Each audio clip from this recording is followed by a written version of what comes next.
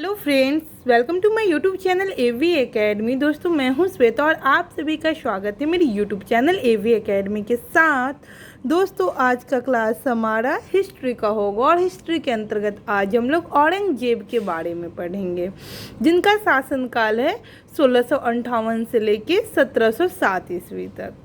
तो दोस्तों, अगर अभी तक आपने हमारे यूट्यूब चैनल एवी एकेडमी को सब्सक्राइब नहीं किया तो सब्सक्राइब कर ले, बेल आइकन को दबा दे ताकि लेटेस्ट अपडेट आपको मिलता रहे।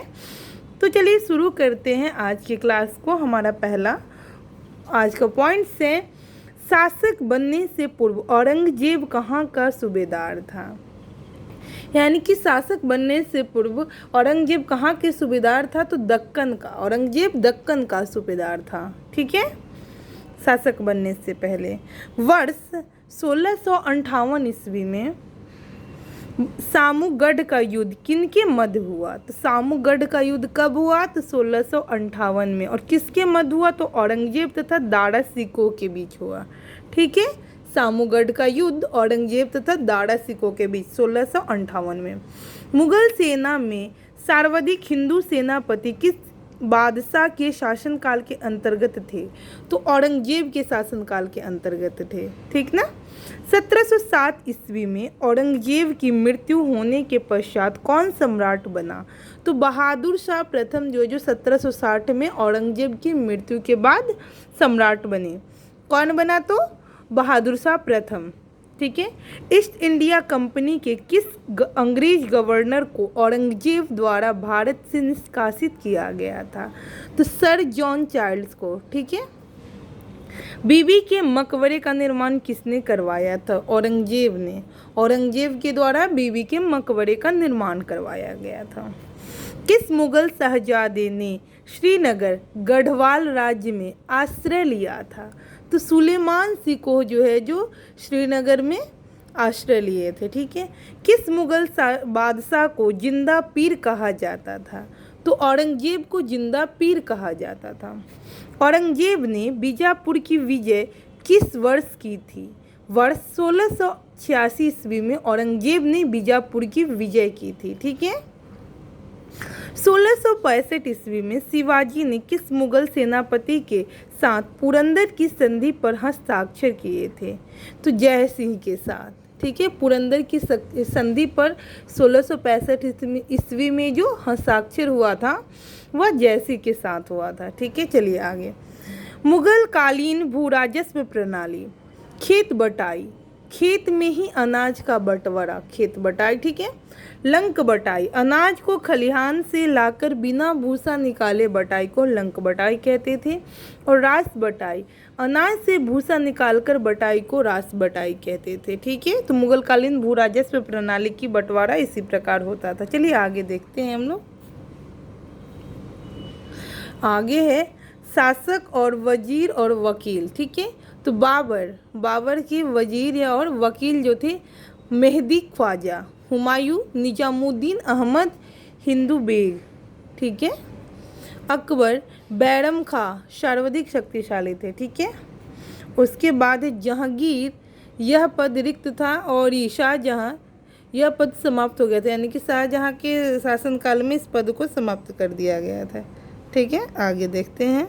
नेक्स्ट है जजिया कर, किस मुगल शासक के काल में पुनः लगाया गया था, यानी कि किसके शासनकाल में दोबारा शुरू किया गया था, तो यह है औरंगजेब के शासनकाल में दोबारा शुरू किया गया था जजिया कर। तो यह क्वेश्चन पूछता है, इम्पॉर्टेंट है एग्जाम के पॉइंट ऑफ व्यू से, ठीक है। आगे देखते हैं। औरंगजेब ने जोधपुर के शासक जसवंत सिंह को 1658 ईस्वी के धर्मत के युद्ध में पराजित किया था। धर्मत किस राज्य में स्थित है, तो मध्य प्रदेश उज्जैन में धर्मत स्थित है, ठीक है। किस मुगल बादशाह का राज्याभिषेक 2 बार हुआ था, तो औरंगजेब का राज्याभिषेक 2 बार हुआ। औरंगजेब द्वारा चलाए गए जिहाद का अर्थ क्या था, दारुल इस्लामी, ठीक है। जिहाद का अर्थ दारुल इस्लामी। चलिए आगे। औरंगजेब के काल में बुंदेला सरदार छत्रसाल ने विद्रोह किया था। इस काल में सतनामी विद्रोह हुआ था, ठीक है। आगे किस मकबरे को द्वितीय ताजमहल कहा जाता है? रबिया उद दौरानी का मकबरा को द्वितीय ताजमहल कहा जाता है। औरंगजेब ने रबिया उद दौरानी का मकबरा, बीबी का मकबरा औरंगाबाद महाराष्ट्र में बनवाया। इसे ताजमहल की फूहड़ नकल भी कहा जाता है। ठीक है, आगे। दिल्ली में लाल किला में स्थित मोती मस्जिद का निर्माण किसने करवाया? तो औरंगजेब के द्वारा दिल्ली में स्थित लाल किला में स्थित जो मोती मस्जिद है, इसका निर्माण औरंगजेब के द्वारा करवाया गया। औरंगजेब ने दक्षिण में किन दो राज्यों को विजित किया था? तो बीजापुर एवं क्या कहते हैं गोलकुंडा को विजित किया था। तो किसको किसको विजित किए थे? तो बीजापुर और गोलकुंडा को औरंगजेब के द्वारा दक्षिणी राज्य है। ठीक है दोस्तों, तो यह जो क्लासेस है जो आपके एग्ज़ाम के पॉइंट ऑफ व्यू से बहुत ज़्यादा इम्पॉर्टेंट क्लास है, खास करके बिहार टीचर वाले जो भी सेकेंड फेज की वैकेंसी आने वाली है उसके लिए, और उसके साथ ही जो बीएसएससी की जो वैकेंसी आ रही है इसके लिए भी यह क्लास बहुत ज़्यादा इम्पॉर्टेंट है। तो आप लोग रोज़ाना क्लास के साथ जुड़िए और रेगुलर वे में क्लास कीजिए, क्लास को बीच में स्किप करने की कोशिश ना करें। और शाम 6:05 पे मैं एक और क्लास प्रोवाइड करवा रही हूँ जिसमें बीपीएससी द्वारा पूछी गई इम्पॉर्टेंट क्वेश्चंस की सीरीज जो कि हिस्ट्री और ज्योग्राफी से रिगार्डिंग से उसको मैं लेती हूँ। तो वह क्लास भी आप लोग के लिए बहुत ज़्यादा इम्पॉर्टेंट है। तो दोनों क्लास को आप रोजाना कीजिए। चलिए अगला पॉइंट्स को देखते हैं।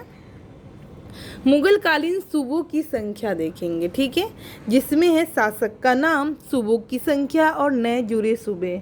ठीक है, तो अकबर 12 सूबे आईने एक वरी में वर्णित है। ठीक है, 12 + 3 = 15, यानी कि 3 और नए सूबे जुड़े थे अकबर के काल में। 3 बरार, खानदेश एवं अहमदनगर 3 सूबे जुड़े थे। ठीक है, जहांगीर 15 सूबे कागरा को जीतकर लाहौर सूबे में मिलाया।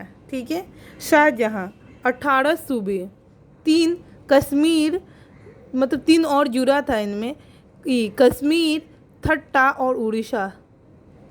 औरंगजेब 20 से 21 सूबे। ठीक है, दो नए जुड़े थे, बीजापुर 1686 में और गोलकुंडा 1687 में।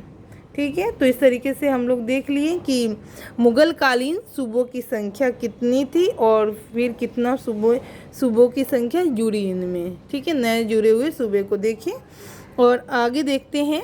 लास्ट जो पॉइंट है हमारा, औरंगजेब ने हिंदू त्योहारों को सार्वजनिक रूप से मनाए जाने पर तथा सार्वजनिक नृत्य एवं व संगीत पर प्रतिबंध लगाया था। तो देखिए क्वेश्चन पूछा जा सकता है कि किस मुगल शासक जो थे, कौन ऐसे मुगल शासक थे जिन्होंने हिंदू त्यौहार को सार्वजनिक रूप से मनाने के लिए तथा सार्वजनिक नृत्य व संगीत पर प्रतिबंध लगाया था? तो औरंगजेब इसका जवाब होगा। तो यह इम्पॉर्टेंट है, पूछा जा सकता है, तो ध्यान रखिएगा कि कौन ऐसे शासक थे जिन्होंने हिंदू त्योहारों को सार्वजनिक रूप से मनाने पर प्रतिबंध लगाया। तो वह थे औरंगजेब, और सार्वजनिक नृत्य और संगीत पर भी रोक लगाए थे। ठीक है, तो इस तरीके से हम लोग यहाँ आज औरंगजेब से रिलेटेड जितने भी इम्पॉर्टेंट तथ्य थे सभी को पढ़ने की कोशिश की, और औरंगजेब का जो शासनकाल है 1658 से लेकर 1717 ईस्वी तक के जितने भी इम्पॉर्टेंट पॉइंट्स थे सभी को देखें। तो जितने भी इनसे पॉइंट्स बनेंगे सभी को मैं बता दी हूँ, आप लोग अच्छे से क्लास कीजिएगा। तो यहाँ से अगर क्वेश्चन आते हैं आपके एग्जामिनेशंस में तो 1 भी नंबर के क्वेश्चन नहीं छूटेंगे।